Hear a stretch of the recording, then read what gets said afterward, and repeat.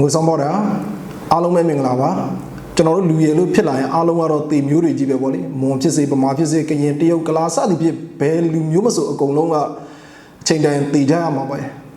အဲ့လိုတေသွားပြီးတဲ့နောက်မှာလောင်းကိုမြေမြုပ်ကြတယ်အတူပါအခမ်းအနားတွေပြင်ဆင်ကြတယ်အတူပါပို့ကြတယ်စသည်ဖြစ်ပေါ့နော်ဒါပေမဲ့အဲ့လိုမျိုးအတူပါပို့တဲ့အချိန်အတူပါအလောင်းပြင်ဆင်တဲ့ပုံတွေကလူမျိုးတစ်ခုနဲ့တစ်ခုနဲ့မတူကြပါဘူး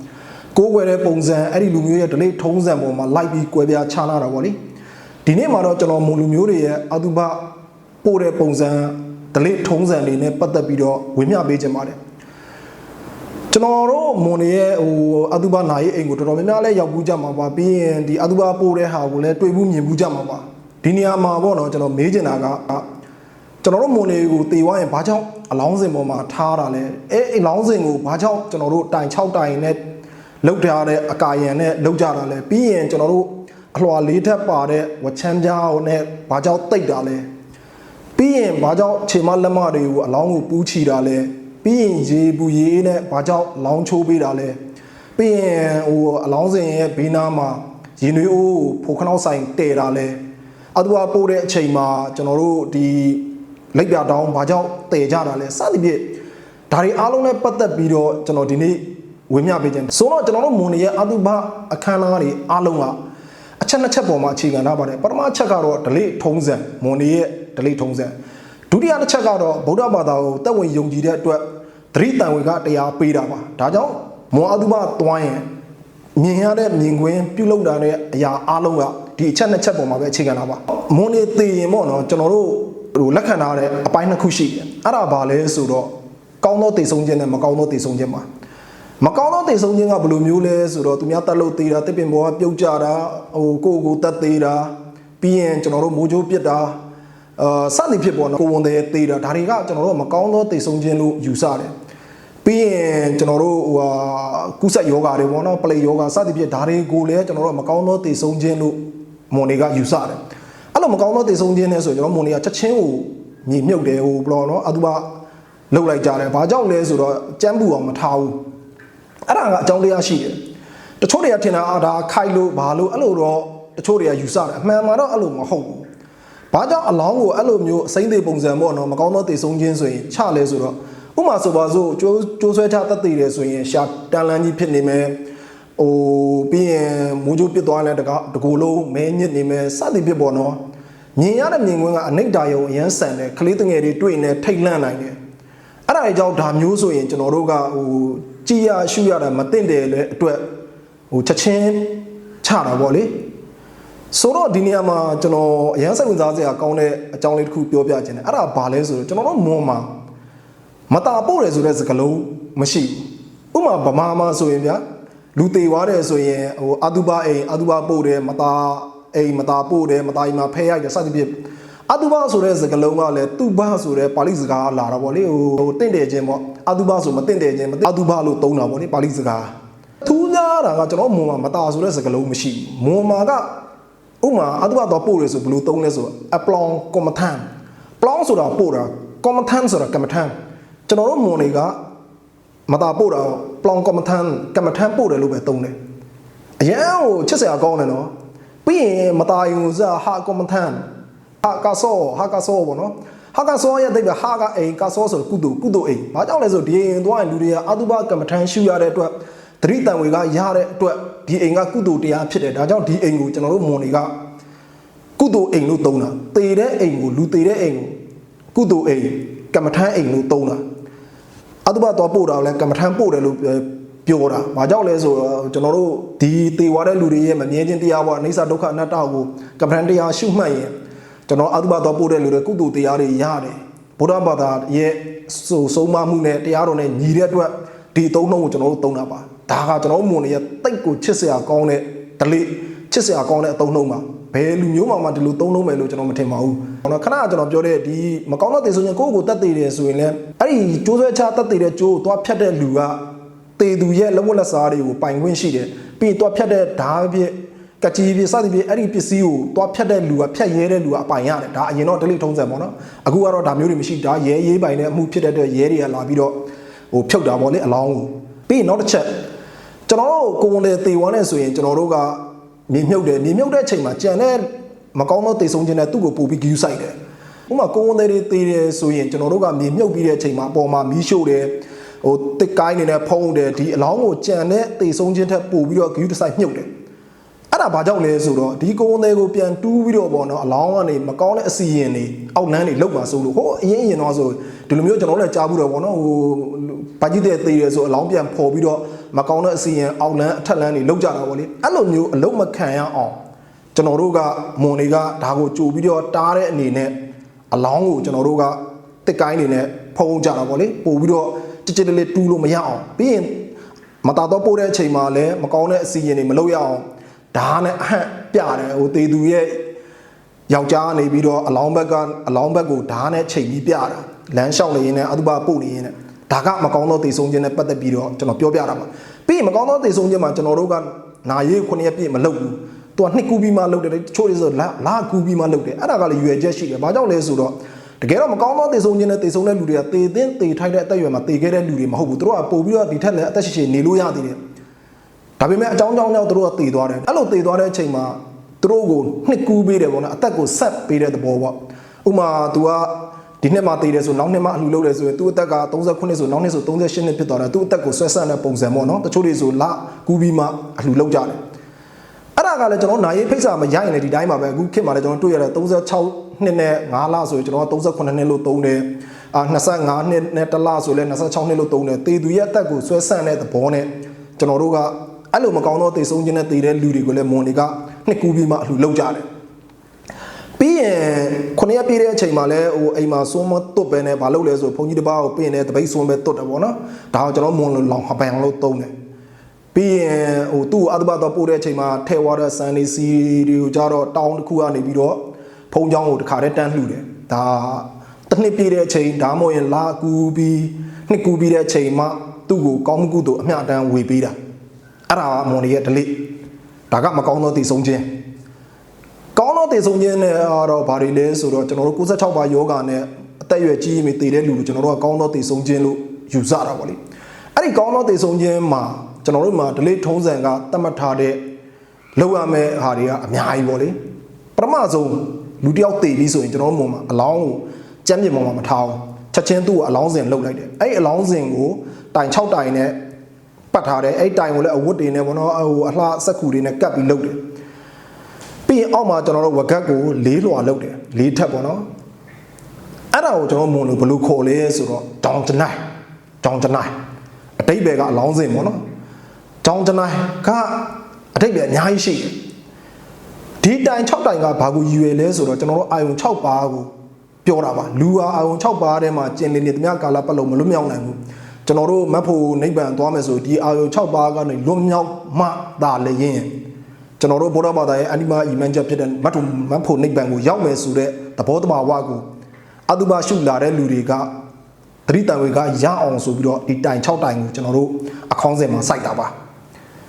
ါပြီးရင်ကျွန်တော်တို့ဝကတ်၄ထပ်လုပ်တယ်ဆိုတာကလည်းဘာကိုရည်ရွယ်လဲဆိုတော့ဒါကအပယ်၄ပါးကနေလွတ်မြောက်ပါစေချောင်းဆိုတဲ့သတိတံဝေကတရားကိုပေးတာပါအဲ့ဒီဝကတ်တွေ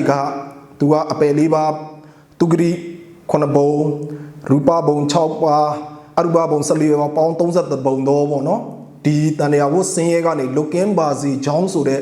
ည်ရွယ်ချက်နဲ့ဒီလိုမျိုးအလွှာ၄လွှာပါတဲ့အထက်၄ဓာတ်ပါတဲ့ဝကတ်ပေါ်မှာအလောင်းကိုတင်ထားရခြင်းဖြစ်ပါတယ်ပြီးရင်ဒီအလောင်းကိုခင်းတဲ့ဝကတ်ပြားကလည်း8ချမ်း8ပြား3ရတယ်အဲ့ဒီ8ပြားကလည်းဘာကိုရွယ်လဲဆိုတော့ကျွန်တော်တို့ငရဲကြီး8ထက်ကနေလွတ်မြောက်ပါစေကြောင်းပေါ့နော်ဒါတွေကိုလူတွေမှာကောင်းမှုမကောင်းမှုလုပ်ရင်မကောင်းမှုကြောင့်ငရဲကြီး8ထက်ကြောက်အောင်နိုင်တယ်ဆိုတဲ့သတိတဝကတရားကိုအတုပပို့နိုင်အိမ်လာတဲ့လူတွေရစေဖို့အတွက်ပေးခြင်းတဲ့ message ပါဒါကြောင့်မို့ဒီဟာကိုကျွန်တော်တို့ဝချမ်းပြ8ပြားခင်းရခြင်းဖြစ်ပါတယ်ဒါကငရဲကြီး8ထက်ကိုရည်ရွယ်ရည်ညွှန်းတဲ့သဘောပါပြီးရင်ကျွန်တော်တို့တည်တဲ့လူရေဘူး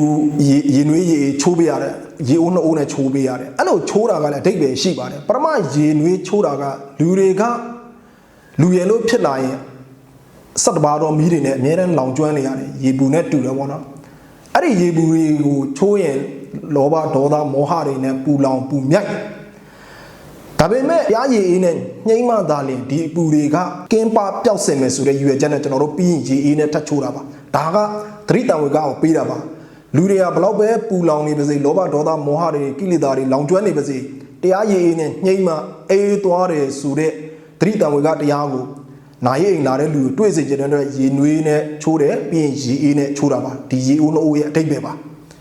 ါပြီးရင်တစ်ဆက်တည်းမှာပဲကျွန်တော်တို့အလောင်းကိုအခေါင်းစဉ်ပေါ်မှာတင်တယ်ဟိုအင်ဂျီဝဆာဝတ်ပေးတာပေါ့နော်ပြီးရင်ပါဇက်ထဲကိုကျွန်တော်တို့ဝါပြီးသားကွန်းပေါ့နော်တရားထည့်ပေးတယ်အဲ့ဒါကလည်းအတိတ်ပဲရှိတယ်ကျွန်တော်နောက်မှဆက်ပြောပြပါမယ်အဲ့ဒီအကြောင်းပြီးရင်တေသူချက်ချင်းကျွန်တော်တို့ကအချီကျိုးနဲ့လက်မတွေခြေမတွေခါးတွေကိုပတ်ချီရတယ်အချီက32ပင်ပေါ့နော်32ချောင်းပေါ့အချီကျိုးကဒါကလည်းရွယ်ချက်ရှိအဲ့ဒါဘာလဲဆိုတော့လူတွေက32ပုံမှာကျင်လည်နေတဲ့တန်ရုံးစင်ကျိုးတွေနဲ့ချီနှောင်ခံရတယ်ဆိုတဲ့ဟာကိုပြတာပါဆိုတော့လက်မမှာခြီတာကဘာလဲဆိုတော့သားသမီးတန်ရုံးစင်ပါခြေမမှာခြီတာကဥစ္စာဒနာတန်ရုံးစင်ပါခါမှာခြီတာကတော့လင်ရမယားရဲ့အကျင့်လင်မယားတန်ရုံးစင်ကိုပြတာပါဒါတွေအားလုံးကအထိပ္ပယ်အရင်ရှိတယ်နော်ကျွန်တော်တို့မွန်တွေအတုပသွားယူတက်ရင်ကျွန်တော်တို့ကဘာဝနာတရားတွေပဲသတိတံဝေခတွေပဲအဲ့တော့ဒီကျိုးတွေအားလုံးကအချီနှောင်ခံရပြီဆိုကျွန်တော်တို့က32ပုံကနေလွတ်မြောက်ဖို့မရှိဘူးလွတ်မြောက်ချင်တယ်ဆိုရင်ဘာလို့ရလဲဆိုတော့တတိဉာဏ်ပညာလို့ထက်မြက်တဲ့ဓာတ်နဲ့ပိုင်းဖြတ်မှသာလျင်ဒီတန်ရုံးစင်ကျိုးတွေကပြတ်မယ်ဆိုတာပြကျင်တဲ့အတွက်ကျွန်တော်တို့အလောင်းရဲ့တက်တဲ့ပေါ့နော်ဒီခဏကျွန်တော်ပြောတဲ့ကြောင်ကျန်တဲ့အလောင်းစင်ပေါ်ကနေကျွန်တော်တို့ဓာလေးတစ်ချောင်းကိုတချို့အတုပါတွေမှာချတာပေါ့လေဓာသေးလေးပေါ့ဖြတ်ဖို့အခုကတော့ဒီ delay တွေကတချို့နေရာတွေမှာမသိတာလဲပါတယ်မလုံးဖြစ်တော့တာလဲပါတာပေါ့နော်ဒါပေမဲ့ကျွန်တော်ကသူ့ရဲ့ရွယ်ချက်တွေဘာကြောင့်ဒီလိုလုပ်လဲဆိုတာကိုဒီ blog မှာရှင်းပြနေရခြင်းဖြစ်ပါတယ်ပြီးရင်အဲ့ဒီမှာပေါ့နော်အလောင်းစင်ပေါ်တက်တဲ့ပေါ်ကနေကျွန်တော်တို့ဓာနဲ့အတူဘာတွေချသေးလဲဆိုတေသူဝတ်စင်ခဲ့တဲ့လက်စွပ်တကွင်းကိုကျွန်တော်ချတယ်ဒီလက်စွပ်ကများသောအားဖြင့်ကြောက်စီလက်စွပ်ပေါ့နော်ဗမာကြောက်စီလက်စွပ်အဲ့ဒါဘာလဲဆိုတော့တေသူကတန်တရားပေါ့နော်နောင်ဘွားတွေမှာပြန်လဲလူဖြစ်တာပဲဖြစ်ဘယ်ဘွားပဲရောက်ပေါ့ဉာဏ်ပညာအလင်းအောင်ကြည်လင်ပြတ်သားစွာရရှိဖို့ဆိုတာရည်ရွယ်ပြီးတော့ဗမာလက်စွပ်ကိုကျွန်တော်တို့ကဒီအပေါ်ကနေပြီးနော်တေသူခန္ဓာကိုယ်ပေါ်တွဲလောင်းပေါ့နော်ဒီအတုပစင်မှာပြင်ရခြင်းဖြစ်ပါတယ်ပြီးရင်ဒီဗမာလက်စွပ်ကိုကျွန်တော်တို့ကဘယ်တဲ့ထည့်ရလဲဆိုတော့ကျွန်တော်တို့လက်ပြတောင်းနဲ့ထည့်ပြီးတော့လက်ပြတောင်းရွက်တဲ့သားသမီးကအမွေပစ္စည်းတစ်ခုအနေနဲ့စက္ကန့်ဝင်ရတာပါဒါကဒီပရမနာလက်စွပ်နဲ့ဆိုင်တဲ့ဟာနဲ့ပတ်သက်ပြီးကျွန်တော်ပြောပြတာပါနောက်တစ်ချက်ကျွန်တော်တို့မီးဖို့နောက်မှာဖိုခနောက်ဆိုင်ပြီးမီးဖို့တည်ထားတဲ့အဲ့ဒီမီးဖို့မှာပါတဲ့ဖိုခနောက်၃လုံးကဘာကိုရည်ရွယ်လဲဆိုတော့ဘုံ၃ပါးကိုကျွန်တော်တို့ရည်ရွယ်တာပါကာမဘုံရူပဘုံအရူပဘုံ၃ပါးပေါ့နော်ဒီဘုံ၃ပါးထဲမှာကျင်လည်နေမြကာလပတ်လုံးလူကမီးဖို့ဘောကရင်နွေးဦးနဲ့တူတယ်အာယုံ6ပါးနဲ့လောင်ကျွမ်းနေတယ်အောက်မှာထဲ့တဲ့မီးစာရှိနေသေးအာယုံ6ပါးကြောင့်ဒီစသဘာသောမီးအားလောဘဒေါသမောဟတွေနဲ့အမြဲတမ်းလောင်မြိုက်နေတယ်ဆိုတာကိုသတိတံဝေကပေးတာပါ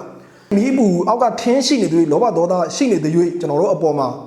အာယုံ6ပါးနဲ့ဆက်ပြီးလောင်မြိုက်နေမယ်ဆိုတာကိုဒီမီးပူကတံဝေကပေးတာပါပြီးရင်ဒီမီးပူကနေကျွန်တော်တို့ထမင်းဟိုးတွေတည်တယ်ဆိုတာကလည်းအလောင်းကသူက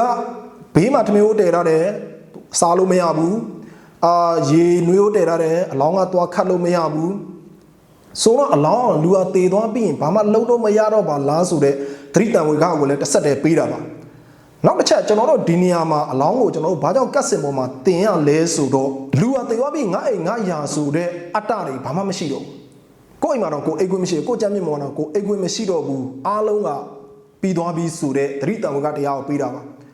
ပြီးရင်ကျွန်တော်တို့ကအလောင်းကိုကျွန်တော်ရန်နာမောနေချကြတယ်အဲ့ဒါကလည်းရွယ်ချက်ရှိတယ်ဘာကြောင့်လဲဆိုတော့လူအသေးဝိုင်းငါအိမ်ငါရာဆိုပေမဲ့ဒီချိန်မှာငါမပိုင်တော့တဲ့အတွက်ငါအိမ်ရလှေကားတော့ငါအသုံးပြုခွင့်မရတော့ပါလားဆိုတဲ့သတိတံဝေကတရားကိုပေးရပါအဲ့တော့ဝရဏာကနေခြားတဲ့ချိန်မတော်လို့အလောင်းပြုတ်ကြတာချော်ကြတာဖြစ်မှာစိုးတာရဲ့တချို့သားသမီးတွေကလည်းကို့အဖေမေပေါ့နော်အဲ့လိုမျိုးဝရဏာဘောကခြားတာလှေကားနေမပေးစင်းတာတွေ့တော့စိတ်မကောင်းကြတော့ဘလို့ပြန်လောက်ကြလဲဆိုတော့စတိလှေကားလုတ်ပြီးတော့ပေါ့နော်ဝဇစ်လေးတွေနဲ့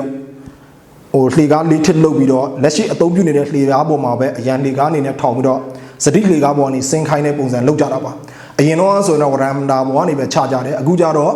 ့စတိလှေကားပေါ်ကနေဝချမ်းပြားလှေကားလေးစစ်ပေါ်ကနေဆင်းကြတယ်ဒါတွေကလည်းခဏကျွန်တော်ပြောသလိုပဲတေဝမ်းပြီးရင်ငါအိမ်ငါရာငါပစ္စည်းဥစ္စာမရှိတော့တဲ့ဟိုတဲ့သတိတံဝေကတရားကိုပေးခြင်းတဲ့အတွက်အခုလိုမျိုးလုပ်တာပါပြီးရင်ကျွန်တော်အောက်တပါချတော့မယ်ဆိုရင်လည်းကျွန်တော်တို့လက်ပြတောင်းနဲ့အရင်ရှေ့ဆုံးကသွားတယ်ဒီလက်ပြတောင်းတည်တဲ့လူကတာကြီးသမီးကြီးတာငယ်သမီးငယ်စသဖြင့်အရင်နဲ့အဖျားနဲ့တည်ကြတာပေါ့လေဒလိထုံးစံအရမောသမမအရေးကြီးဆုံးကလက်ပြတောင်းပါလက်ပြတောင်းက ဘာကြောင့်ရေးကြီးလဲဆိုတော့သူ့မှာလည်းအဓိပ္ပာယ်တွေအများကြီးရှိပါတယ်လက်ပြတောင်းထဲမှာဆိုကျွန်တော်တို့ကဘာတွေထည့်ရလဲဆိုတော့ထမင်းတစ်ထုပ်ထည့်ရတယ်အခွန်ချုပ်ပြီးသားအုံသီးတစ်လုံးထည့်ရတယ်ဒါမှမဟုတ်တန်သူရင်းတစ်ချောင်းထည့်ရတယ်အုံသီးခွဲဖို့ပေါ့နော်ပြီးရင်ကျွန်တော်တို့တေသူရဲ့လက်စွပ်စသဖြင့်ပေါ့အသုံးဆောင်ရွှေတွေကိုထည့်ရတယ်ဟိုတက်နိုင်တဲ့လောက်ပေါ့နော်တချို့တွေကတော့လက်စွပ်ကွင်းပေါ့အများဆုံးအပြည့်ထည့်ကြတယ်ပြီးရင်ကြိမှန်တစ်ချက်ထည့်ရတယ်ကွန်ရွက်ဆိုလဲကွန်ရွက်ပေါ့နော်ထည့်ကြတယ်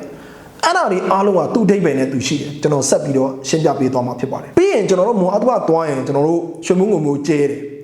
အဲ့ဒါကလည်းတိတ်ကိုထူးဆန်းတယ်ဘာလို့ရွှေမုံငုံမျိုးဆိုတာကကထိန်တို့ဟိုမှာထားပါတော့အိမ်တက်တို့ဘာတော့တကယ်ကောင်းချီးမင်္ဂလာပြည့်တဲ့နေရာမျိုးမှာလူတွေကိုစိတ်ပျော်ရွှင်အောင်ရွှေမုံငုံမျိုးနဲ့ကောင်းချီးယူကြတာပေါ့လေကောင်းချီးမင်္ဂလာပြုတာဒါပေမဲ့မွန်တွေကအတုပပို့တဲ့အချိန်မှာလည်းရွှေမုံငုံမျိုးရွာတယ်အဲ့ဒါကလည်းအဓိပ္ပာယ်ရှိတယ်ဘာလဲဆိုတော့ရွှေမုံငုံမျိုးကျဲလိုက်တယ်ကိုဘေးနာပတ်စံရရင်ကိုကောက်လို့ရတယ်ဒါပေမဲ့အတုပအခေါင်းဘေးနာကျသွားရင်တေသူကကောက်လို့မရဘူးဘာကြောင့် तू ကတေသွားပြီသူ့ဘေးနာမှာရွှေတုံးကျလဲ तू ကောက်လို့မရဘူးငွေတုံးကြီးသူ့ဘေးနာမှာကျလဲကောက်လို့မရဘူးရွှေမုံငုံမျိုးဘလောက်ပဲကျဲ तू ဟာဘာမှ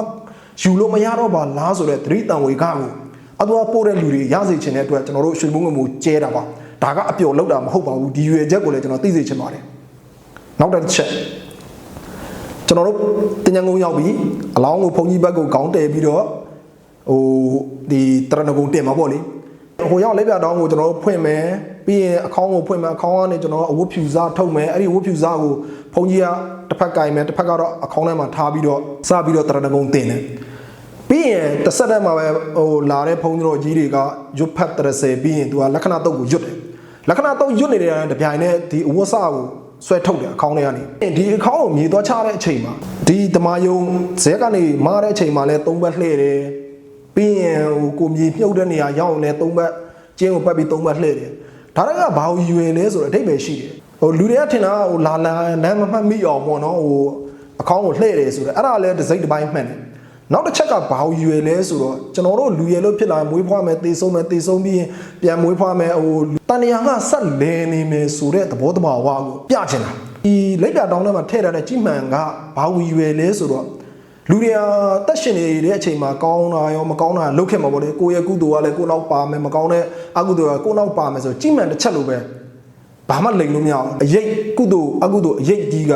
ကြီးမှန်ထဲမှာတစ်ချက်မကွာပါတာကိုပြချင်တဲ့အတွက်သတိတန်ကရအောင်ကျွန်တော်တို့ရဲ့လက်ပြတောင်းထဲမှာဒီမှန်တစ်ချက်ကိုထည့်တာပါပြီးရင်ထမင်းတုပ်ကအဲ့ဒီအချိန်မှာကျွန်တော်တို့အတုပကိုထမင်းကျွေးတယ်အလောင်းပြင်ပေးတဲ့လူကနာမည်ခေါ်တယ်ဥမာတေးသူမောင်လှဆိုမောင်လှရေးဥမြဆိုဥမြရေးထထမင်းစားဒါကတချို့တွေကထင်တာကကိုယ့်ရဲ့အဖေကိုယ့်ရဲ့ကိုပေါ့နော်တေးသူနောက်ဆုံးထမင်းတစ်လုံးကျွေးတယ်လို့ထင်တာတကယ်အဲ့ဒါမဟုတ်ပါဘူးဒီနာမည်ခေါ်ပြီးထမင်းကျွေးတဲ့ရည်ရွယ်ချက်ကဘာလဲဆိုတော့မောင်လှလို့ခေါ်ပြီးထမင်းကျွေးရင်မောင်လှကစားလို့မရတော့ဦးမြအေးထထမင်းစားဦးမြစားလို့မရအဲ့ဒါဘာလဲဆိုသားသမီးတွေကိုသတိတန်ဝေကရစေချင်တာကငါတို့အဖေငါတို့အမေတေဝိုင်းရင်ဘာမှကျွေးလို့မရတော့မသေးခင်မှာကျွေးကြပါမွေးကြပါဆိုတဲ့ဟာကိုသတိတန်ဝေကပေးတာပါဝါပိသားကုန်းကိုဒီတေသူရဲ့ပါဇက်တဲ့ထဲ့တဲ့ဒလေးကိုကျွန်တော်မွန်အတုပမှာတွေ့ကြရမှာအဲ့ဒါကလည်းအဓိပ္ပာယ်ရှိတယ်သူကဘာကိုယူရလဲဆိုတော့ဒီပါဇက်ကနေပဲကျွန်တော်ကောင်းတာပြောတာရှိတယ်မကောင်းတာပြောတာရှိတယ်ပေါ့နော်ဟိုကုသိုလ်တွေလည်းဖြစ်တယ်အကုသိုလ်တွေဖြစ်တယ်ဝစီကံပေါ့နော်ဒါပေမဲ့တေသွားတဲ့အချိန်မှာဒီပါဇက်ကနေဘာမှလုပ်လို့မရဘူးဘာမှပြောလို့မရတော့ကွန်းထဲ့တာပေးလဲဝါစားလို့မရတော့ဒါကြောင့်မို့အသက်ရှင်နေတဲ့အချိန်မှာဝစီကံကိုထိမ့်သိမ့်ဖို့စီကံရှိဖို့ဒီပါဇက်ကြောင့်အကုသိုလ်တွေအများကြီးဖြစ်သွားနိုင်တယ်ဆိုတာကိုသတိတန်ဝေကရစေခြင်းတဲ့အတွက်ဒီကွန်းတရားကိုပါဇက်တဲ့ထဲ့တာပေးရခြင်းဖြစ်ပါတယ်ပြီးတော့ပတ်စံတမတ်ထဲ့တာကတော့တချို့တွေကဂရိုးကားလို့ပြောတယ်တကယ်ကဂရိုးကားဆိုတဲ့ရွယ်ချက်တဲ့ကျွန်တော်တို့မွန်တွေကဘာကိုပြကျင်လဲဆိုတော့လူကတေသွားတဲ့အချိန်မှာကိုပတ်စံတမတ်ထဲ့လိုက်လဲဒီပတ်စံကိုသုံးလို့မရဘူးကိုအသက်ရှင်တဲ့အချိန်မှာစီးစိမ်ဥစ္စာတွေအများကြီးရှာဖွေထားတယ်တေတဲ့အချိန်မှာပတ်စံတမတ်တော်ယူသွားလို့မရရင်အဲ့ဒီစီးစိမ်ကြီးဆိုပြောမလဲကိုအိမ်နဲ့ထားခဲ့မှာကိုယာကိုမိမစသည်ဖြစ်မလို့ကားအကုန်လုံးထားခဲ့ရမယ်တေသွားရင်ဒီပတ်စံတမတ်တော်မှာဟိုသူများပါဇက်ထည့်ပေးလိုက်တာပဲရှိတယ်ဘာမှသုံးလို့မရတော့ပါလားဆိုတဲ့သတိတံဝေကတရားကိုပေးတာပါပြီးရင်ကျွန်တော်တို့ရဲ့လက်ပြတောင်းထဲမှာပါတဲ့အုံသီးဒီအုံသီးကိုအဲ့ဒီအချိန်မှာနှစ်ချမ်းခွဲပြီးတော့အုံရည်ကိုအလောင်းရဲ့မျက်နှာပေါ်တွန်ချပါတယ်မျက်နှာတစ်တာပေါ့နော်ဘာကြောင့်လို့လုပ်လဲဆိုတော့အဓိပ္ပာယ်ရှိပါတယ်ကျွန်တော်တို့ရေထဲမှာဆိုသမုဒ္ဒရာရေဆိုနောက်ကြည့်တယ်ဗျာပြီးရင်သမုဒ္ဒရာဆိုတာအများနဲ့လှုပ်ခတ်တယ်သမုဒ္ဒရာမငြိမ်လှိုင်းနေနဲ့လှုပ်ခတ်တယ်ပြီးရင်ကျွန်တော်တို့အိမ်မှာရှိတဲ့ရေတွင်းရေဆိုလဲဘလောက်ပဲကြည်လင်နေပြောအမိုက်အသက်အနေငယ်ပါမှာပဲစမ်းချောင်းရေဆိုလဲလှုပ်ခတ်နေမှာစမ်းချောင်းဆိုအများနဲ့စီးဆင်းနေတယ် ဒါပေမဲ့ရေထဲမှာကအကြည်လင်ဆုံးနဲ့အတည်ငြိမ်ဆုံးကကျွန်တော်အုံးရည်ပဲ။ဘာကြောင့်အုံးရည်ဆိုအုံးသီးအပေါ်မှာဘယ်သူမှအမိုက်တရိုက်တော့ထည့်လို့မရအောင်အုံးသီးတွေကိုပြီးအုံးသီးထဲမှာသူနေတဲ့အတွက်လူးလာလောကဓာတ်နဲ့ကြုံတဲ့ချိန်မှာမတုံလှုပ်ဘူးဆိုတဲ့သဘောပေါ့နော်ဒီအုံးရည်ကဘာလို့ဆိုသူကအုံးသီးထဲမှာနေတာဟုတ်ဒါကြောင့်မို့သေသူကိုဒီအုံးသီးနဲ့မျက်နှာအုံးရည်နဲ့မျက်နှာတစ်ပေးရဆိုအဲ့သဘောပါပြီးရင်အဲ့ဒီအုံးသီးကိုဘာလုပ်လဲဆိုတော့ခွဲတဲ့လူကအနောက်ပြန်ပစ်ပါတယ်အဲ့လိုနောက်ပြန်ပစ်ပြီးရင်အုံးသီးကနှစ်ချမ်းလုံးပက်လက်ဆိုရင်သေတဲ့လူကဒါကကောင်းမှုကုသိုလ်များတဲ့လူလို့ယူဆကြတယ်အဲ့လိုမှမဟုတ်အုံးသီးကတစ်ချမ်းကမှောက်နေမယ်တစ်ချမ်းကလှန်နေမယ်ဆိုရင်သူကတန်နေရာထဲမှာဆက်ပြီးတော့ဝဲနေရပါဆိုသူကကောင်းမှုရောမကောင်းမှုရောတဝက်ပေါ့နော်အဲ့လိုမျိုးကျင်နေနေတဲ့လူလို့ရေပြီးသတ်မှတ်ပါတယ်အဲ့လိုမှမဟုတ်ဘဲအုံးသီးကနှစ်ချမ်းလုံးမှောက်နေဆိုရင်ဒီလူကပြောရရင်ဘွားကူးတိတ်မကောင်းဘူးလို့သူတို့ကယူဆတာပေါ့လေဒါပေမဲ့ဒီယူဆကတော့ဒါဒလေးထုံးစံပေါ်မှာပဲအခြေခံတာပေါ့နော်ဖျားဟောတွေဘာတွေတော့ဒီယူဆတယ်မှာတော့မရှိပါဘူးပြီးရင်ကျွန်တော်တို့မွန်နေမှာမြေမြုပ်ရဲ့မတာပေါ့နော်ခေါင်းကိုမြောက်ဘက်ကိုလှည့်ကြပါတယ်အခုကတော့ခက်ကာလာပေါ့နော်တញ្ញံကိုမြေနေရအခက်ခဲကြောင့်လှည့်နေတဲ့ဘက်ကိုလှည့်နေအရင်တော့အဲ့လိုမဟုတ်ပါဘူးအရင်တော့ဆိုရင်ခေါင်းကိုမြောက်ဘက်ကိုပဲလှည့်ပါတယ်ဒါကအဓိပ္ပာယ်ရှိပါတယ်အဲ့ဒါဘာကိုရည်ရွယ်လဲဆိုတော့ကျွန်တော်တို့မွန်နေရဲ့စင်းသက်လာရာဇာတိကိုတွေကဘယ်မျိုးနွယ်ကနေလာလဲမွန်ဂိုလွိုက်ကျွန်တော်တို့ကမြောက်ရက်တုတ်ပြီပေါ့နော်ဘက်ကနေလာတာမြောက်ဘက်ကနေစင်းသက်လာတဲ့မျိုးနွယ်စုကိုမျိုးနွယ်စုစင်းသက်လာရတဲ့လားရရက်ကိုဟာပြန်သွားရတယ်ဆိုတဲ့သဘောပေါ့အဲ့ဒီဘက်ကိုခေါင်းပြန်ထားတာတစ်ချက်ကကျွန်တော်တို့ဗုဒ္ဓဂေါရမမြတ်စွာဘုရားပြိဋိနိဗ္ဗာန်ပြုတဲ့အချိန်မှာခေါင်းကိုမြောက်ဘက်ကိုလှည့်ထားတာပေါ့ဒီအဲ့လိုမျိုးကိုလည်းကျွန်တော်တို့ကယူပြီးတော့မွန်တွေကလည်းဘရပဒါကိုးကွယ်တဲ့လူဖြစ်တဲ့အတွက်မြောက်ရက်ကိုခေါင်းကိုလှည့်ကြတာဒီအချက်နှစ်ချက်ပေါ်မှာအခြေခံပြီးတော့ကျွန်တော်တို့တေသူအလောင်းကိုမြောက်ရက်ကိုခေါင်းထားကြတာဒါမွန်တွေရဲ့အတုပထဲမှာဆိုရင်အကုန်လုံးကသူ့ဟနဲ့သူပေါ့နော်တတိတန်ဝေကပေးတဲ့ကိစ္စကြီးပဲဒါတိတ်ကိုကောင်းတဲ့ဒလိဗုဒ္ဓဘာသာမှန်ရင်ယူတတ်ရင်တကယ်ဘယ်လိုပြောမလဲတရားထုတရားမြတ်ပဲဥပမာကျွန်တော်ကထိန်တော့ပို့တယ်ဗျာစူညံနဲ့စောင်းပေါက်တွေနဲ့စူကြအော်ချင်းကျွန်တော်ယဉ်ကျေးမှုလည်းမဟုတ်ဘူးကျွန်တော်ဒလိလည်းမဟုတ်ဘူးအဲ့ဒီပုံမှာလည်းကျွန်တော်တို့ဘာကုသိုလ်မှလည်းရမှာမဟုတ်ဘူးဒါပေမဲ့အောက်တုပကသွားတယ်နော်ကျွန်တော်တို့မွန်နေရဲ့အောက်တုပမှာပြင်ဆင်ထားတဲ့အပြင်ဆင်တွေကကျွန်တော်တို့သိလို့ကျွန်တော်တို့ယူတတ်ရင်အကုန်လုံးကသတိတံဝင်ကတရားနဲ့ဗုဒ္ဓဘာသာတယောက်အနေနဲ့ကုသိုလ်ရမယ့်ကိစ္စကြီးပဲမွန်နေအောက်တုပမှာသူ့အတိတ်ပဲနဲ့သူအားလုံးကဖျားဟောနဲ့ညီတဲ့သတိတံဝင်ကပေးတဲ့ကုသိုလ်တရားကြီးပါဒါကြောင့်မို့လဲကျွန်တော်တို့မွန်တွေကအတုပအိမ်ကိုကုသိုလ်အိမ်လို့ဟာကဆောလို့သုံးတာပါပြီးရင်အတုပတော့ပို့တဲ့အခမ်းအနားကိုလည်းကျွန်တော်တို့မွန်ကအပလောင်ကမ္မထန်တော့ပို့တယ်လို့သုံးရခြင်းဖြစ်ပါတယ်ဒီနေ့ကျွန်တော် blog ကိုကြည့်နေလူတွေဒီလောက်ဆိုရင်မွန်တွေရဲ့အတုပနဲ့ပတ်သက်တဲ့ delay ထုံးစံတွေရွယ်ချက်တွေဒီပေါ်မှာသတိတံဝင်ကပေးတဲ့အကြောင်းတွေကိုရှင်းရှင်းလင်းလင်းသိကြမယ်ထင်ပါတယ်အားလုံးကျေးဇူးတင်ပါတယ်တန်ကိုပုံမလုံးနဲ့အား